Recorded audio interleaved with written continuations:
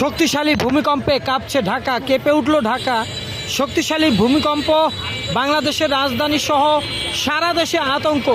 ঢাকায় আজ শুক্রবার 21শে নভেম্বর শক্তিশালী একটি ভূমিকম্প হয়েছে এবং রাজধানী ঢাকা সহ দেশের বিভিন্ন অঞ্চলে সকাল 10:38 থেকে 10:40 পর্যন্ত এরকম ভূমিকম্প হয়েছে। অনেকে বলছে ছুটির দিন হয়, অনেকে আতঙ্কিত হয়ে বাসাবাড়ি অফিস থেকে কিন্তু দ্রুত রাস্তায় নেমে আসে এবং অনেকে আতঙ্কে ছুটোছুটি করে এবং সকাল 10:38 হওয়া এই ভূমিকম্পে কেঁপে ওঠে বাংলাদেশ।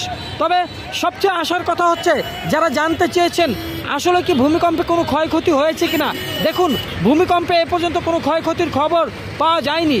তবে ভূমিকম্পের তীব্রতা কিন্তু জোরালো হয়েছে এবং ভূমিকম্প শুরু হওয়ার সঙ্গে সঙ্গে রাজধানীর উঁচু ভবন সহ দেশের বিভিন্ন প্রান্তে মানুষ চিৎকার করে ঘর থেকে বেরিয়ে আসে।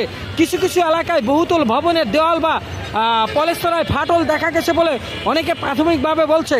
তবে এখনও কোনো প্রকার ক্ষয়ক্ষতি হয়নি।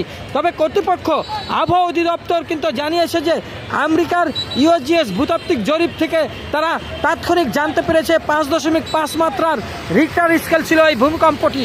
তবে আপডেট থাকুন, সাবস্ক্রাইব করে রাখুন। খুব শীঘ্রই কিন্তু একটি ফাইনাল আপডেট দেওয়া হচ্ছে